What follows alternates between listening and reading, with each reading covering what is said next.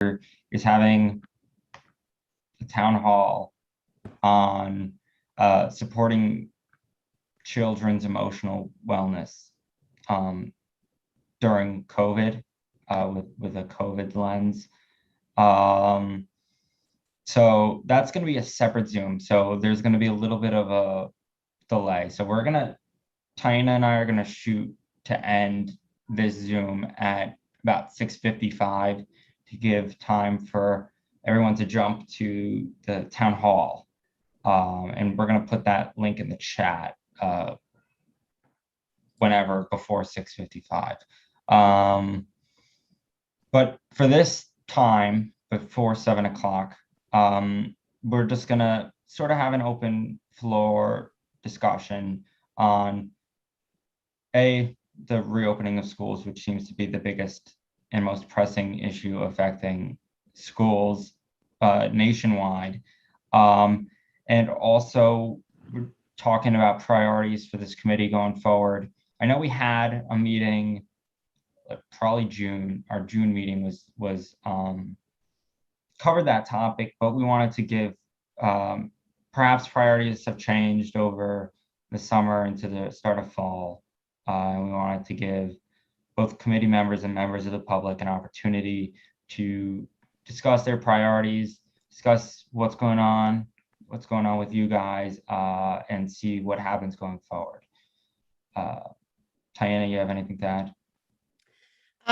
Thanks, Rami. I think, no, I think you did a good job summarizing. So the last time we met as a committee was, for those of you that were there and those of you who were not, was end of June. We had a joint committee meeting with the Community Board 8 Social Justice Committee, and really had a great dialogue, a robust conversation. And we were joined by the superintendent of Community District 2, School District 2. And, that was a productive meeting. I think our goal as co-chairs for this meeting was to really think about and hear from both board members and members of the public about just sort of what the pressing needs are, right? We are acknowledging that since the last time we met, much has changed. So schools have reopened after almost 2 academic years, or an academic year and a half of 1.2 million public school students, in addition to private school students in our city,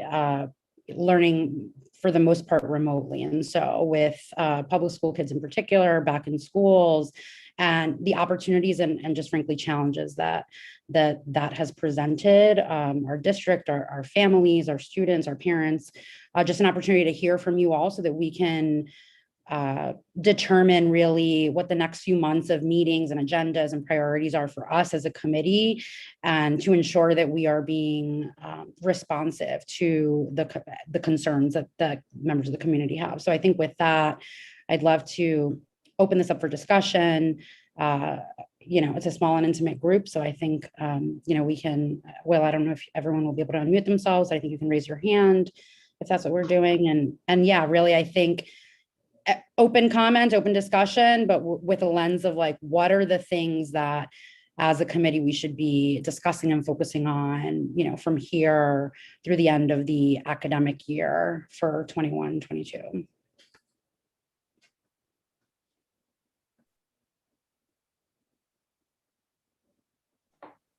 Don't make me call on you.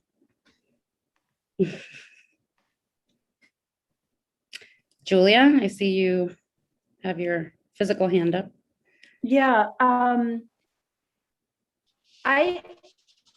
mean, I feel sort of out of touch because I don't have children in school. I'm a teaching artist, but I'm unvaccinated, so I can't work or, do my job. But it would be really helpful to me to understand how you feel things are now.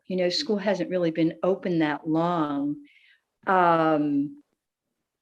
What is your feeling about how things are going in general? It's very hard to ascertain that with, when you search. It's just hard to get a sense of where things are. Is that a question for me?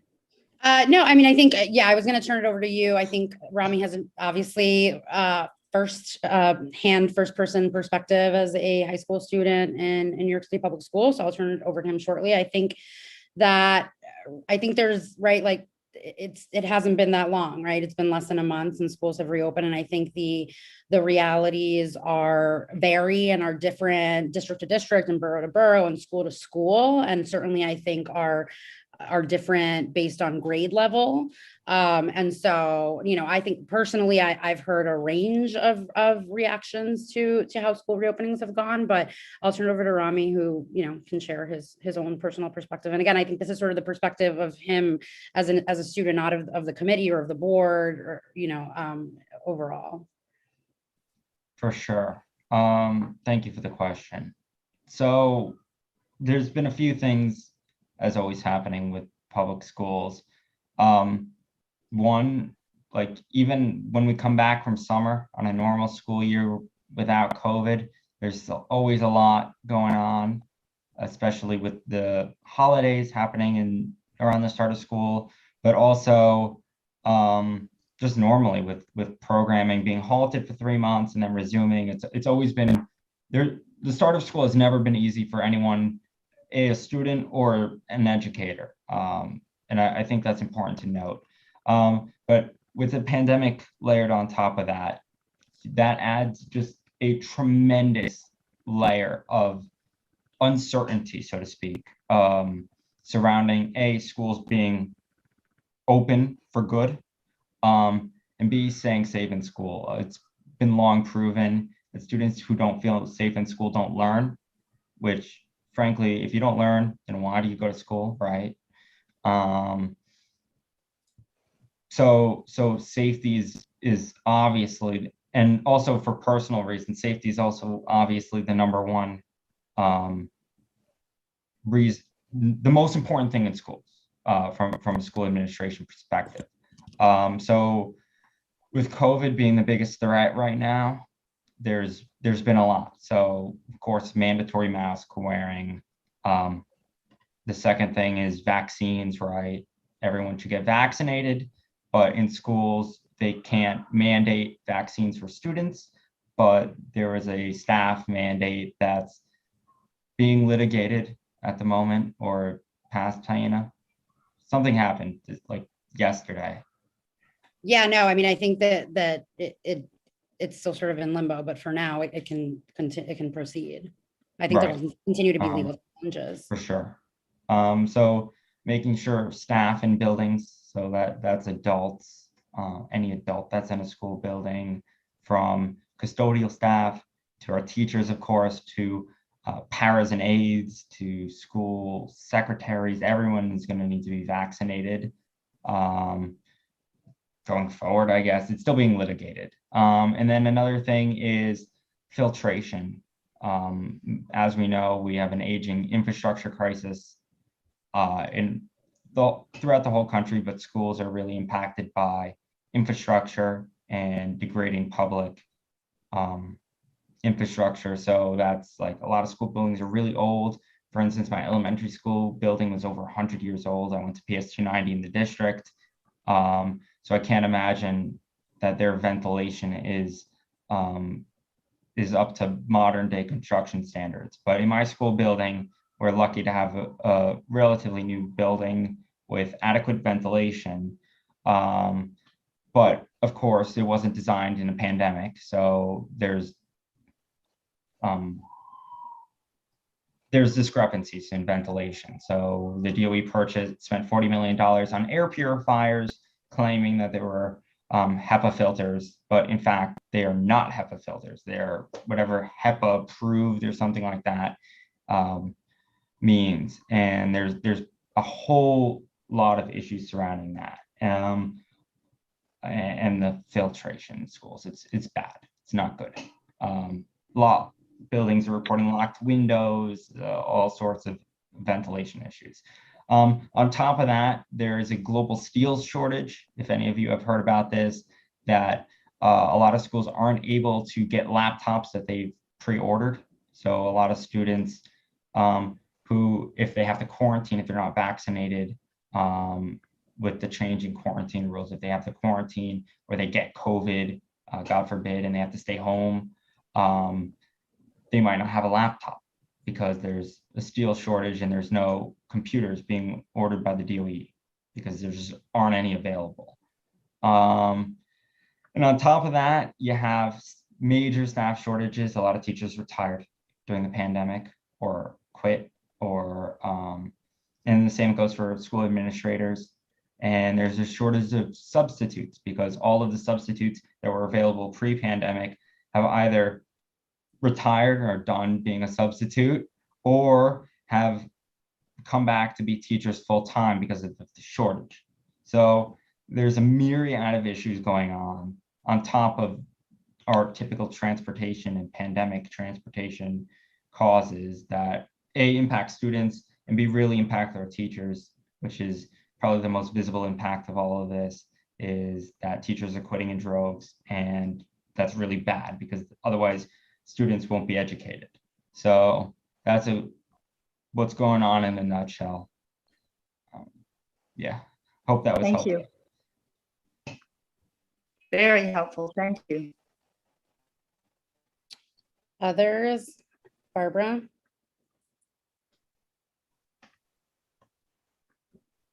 I'm a grandma, so I don't have kids in the school, and my kids that I'm going to talk about are in New Jersey, so it may not be right. A lot of what I was going to say, Rami said so much more eloquently. Rami was unbelievable.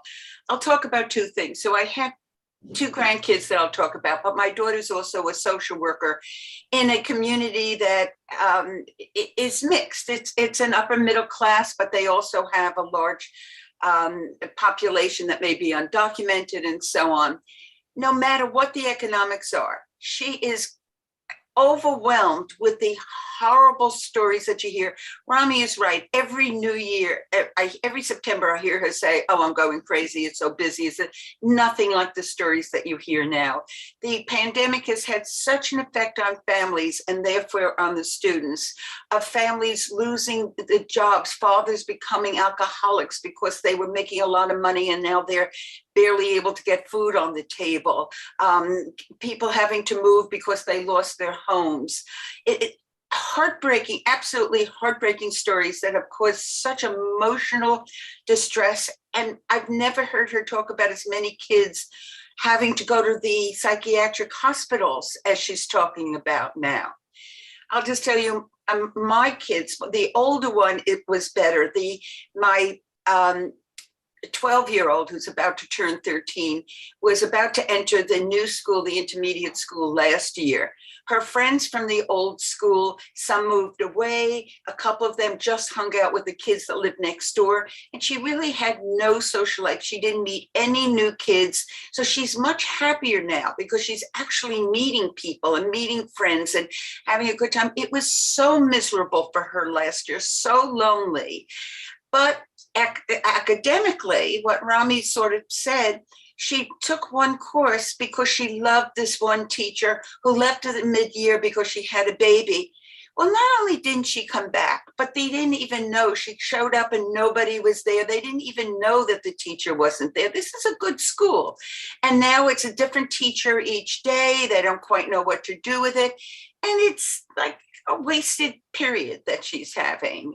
She's somebody that chose to have a little bit more. I mean, she was an honor student, but barely, and she was choosing to a course that would give her a little bit more help with some of the stuff. And it's basically a wasted period that she's having now.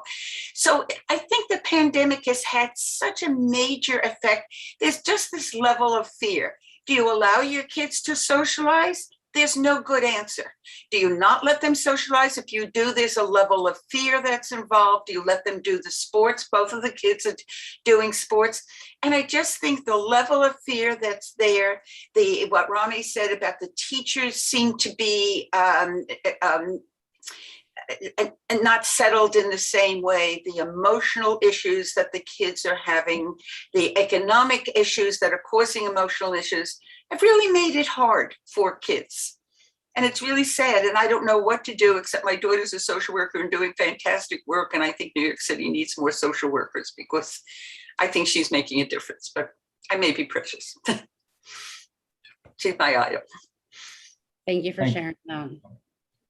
Thank you, Barbara. Well, mental health in schools is certainly, I'm going to say, the most pressing issue affecting students besides COVID. And I'm really pleased that Senator Krueger is having this town hall in approximately 15 minutes to discuss just that. And her experts are more qualified to talk on that than me. But Barbara, your daughter, right, is doing God's work, really, and really making sure that our students are really being safe. Like President Gail Brewer said it perfectly after Tessa Majors was killed tragically in 2019 by a 13-year-old student. She said, we need a social worker in every school. And thankfully, and I'm sure the senator is going to talk about this in 15 minutes, but we're really thankful that the DOE is getting every day one step closer to one social worker in every school. Not only that, making sure that a certain ratio, I think it's 360 or 240, I forget the number off the top of my head, making sure that there's a ratio of students to social worker so that the social worker, A, is not so overwhelmed with a tremendous caseload, but B, every student gets the individual attention that they deserve from our public school system. Tina, you have anything to add there? No, I think, I mean, I was going to jump in and say, I think that's, you know, that the examples that you shared, right? Like it's sort of it's anecdotal, but I think, you know, it is just, you know, it's part of a bigger, much bigger sort of societal problem. I think when we learned of the town hall that the state senator was holding with the Department of Health and Mental Hygiene, it was like a no-brainer for us to make sure that we were redirecting folks that were attending this meeting to that town hall. It's critically important. Issues of mental health have come to the forefront for people of all ages, frankly, that, you know, have dealt with isolation and fear and, you know, loss of loved ones and right. So that's happening at all ages. But I think, you know, the fact that the state senator is bringing experts together to really focus and talk about the particular impact that that this pandemic has had on our adolescents and our community is incredibly important. So, you know, we're excited to join in 10 minutes and hope that others will as well. Thank you for sharing. Are there others that would like to speak? I don't, you know, want to call on folks, but Vanessa, Elizabeth, May, if you have anything to share as, you know, board members, and then I see a few folks. Elizabeth, please. Hi. How are you? I'm good. How are you? I am doing great. Thank you. Great.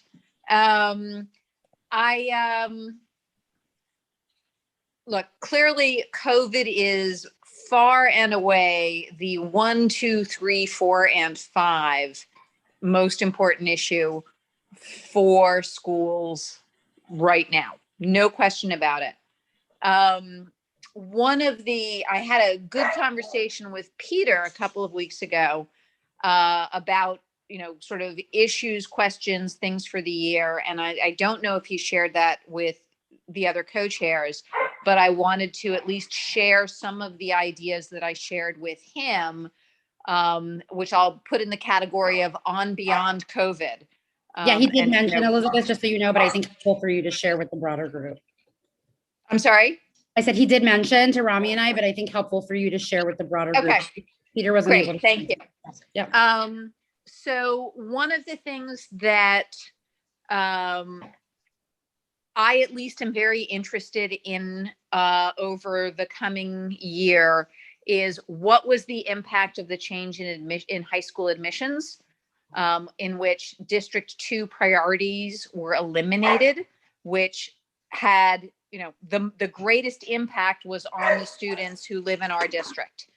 I know anecdotally from conversations with friends who are on other community boards that other community board areas were really devastated by this particular change, that they had very high numbers of kids who were assigned to what, for lack of a better term, a default high school, one not on their application, but geographically in their general neighborhood, but not a school of the quality or of the track record that those families were interested in attending. So I think it would be valuable for our community to understand what happened in this year's high school admissions because of the change in admission priority for District 2. How many of our kids got by default assigned to, I know that our geographic default school is Life Sciences Secondary School. And given this change, and you're now hearing the puppies having a good time in the background, they just got fed, they're happy. Given this change in admissions priorities, Life Sciences Secondary is effectively our neighborhood high school. And what can we do as a community board to help support that principal, support that school, and ensure that if our students are going to get matched to that school, that it be a school that our community embraces and supports, and that we can ensure that our students would get the education that they want. Really helpful, Elizabeth. Just if I can interject and just ask you a follow-up question, which is, Yeah.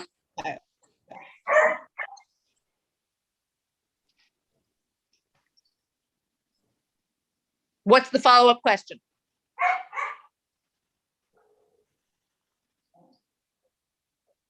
China.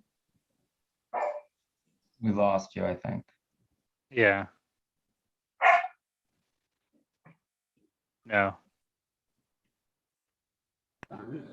Oh, wait, no. okay, There she great. is. I'm really not sure what happened. My computer just switched to AirPods and my AirPods are nowhere near me. So that's very bizarre.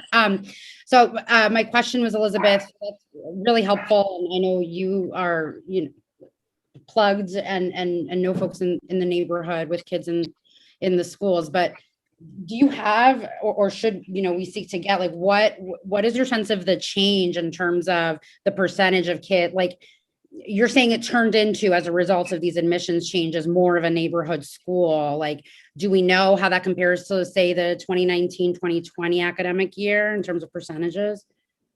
So I don't know any of the outcomes.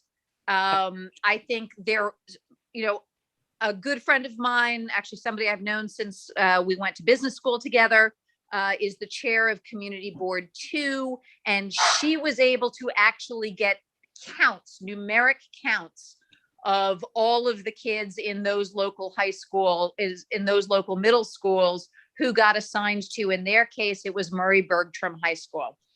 I have another friend who's on the board of Community Board 6, and we had a similar conversation. I don't think, part of the reason Community Board 2 was able to do this is that literally the chair of Community Board 2 has a child in one of the middle schools in that district. And so, they were very well networked, far better networked than I am at this point on the Upper East Side, because my kids are now in college. This is data that we could request. Okay, that was my point. Like, do you think it's worth? Yeah. I think it's worth requesting. So that's I think it is absolutely worth the question. We may need to work with the Community Education Council for District 2 in order to get it. Obviously, that would be district-wide data, but we should be able to get the data for how many students were assigned to Life Sciences Secondary. My perception, and again, I do not have data, is not that Life Sciences Secondary has become more of a neighborhood school. Most likely, if not all of the students who would get assigned to Life Sciences Secondary, who didn't put it on their application, chances are they chose a private school, B, may have moved out of district, C, may have been admitted to a specialized high school, because you get 2 assignments if you apply to a specialized high school, one from the specialized application and one from the regular application. So it is, I would guess that it's very unlikely that enrollment at life sciences actually significantly changed. And particularly enrollment from Community Board 8. But, and here is the but, this is going to happen. And it's going to continue to happen. And it's going to happen over and over and over again. And so why wouldn't we want to make sure that, you know, when it happens, that this is a school that families would be happy to attend? Got And it. that would be good for our community. Very helpful. And I just want to share that Community Board 8 board member Vanessa Aronson is on, but she has a crying baby that she is handling. So she just wanted to share that she agrees that some data or a presentation on this admissions issue would be useful. And she expects that there are a lot of perceptions and assumptions made that we could look at data to investigate. So that I really appreciate that, Elizabeth. I think it's an excellent point. And I think certainly not data that's going to be just shared out unless we inquire. So I appreciate that. Rami, I don't know if you wanted to share anything. Of course, I really think that the community board and specifically this committee going forward, that's definitely something that we want to work on together, is really making a solid relationship with the management of the schools in our district, really making that relationship. So when there's a problem, A, we're equipped to help, and B, we already have a stable relationship. So thank you so much, Elizabeth, for that comment. It's 6:59. Tiana, do you want to wrap up here? No, I think, thank you for everyone that joined. We hope that you will join us shortly for State Senator Liz Krueger's town hall on the mental health impacts on adolescents in our communities. Elizabeth, thank you for bringing that very poignant point up, and you know, we'll make sure that one of our upcoming meetings deals with this, and hopefully we can actually get data to substantiate our concerns. So thank you everyone for joining. We hope to see you at our next meeting in October, and we hope to see you shortly on this virtual town hall. All the info is in the chat, and you can also watch it on Facebook. For sure. Thank you, everyone. See you in 2 minutes.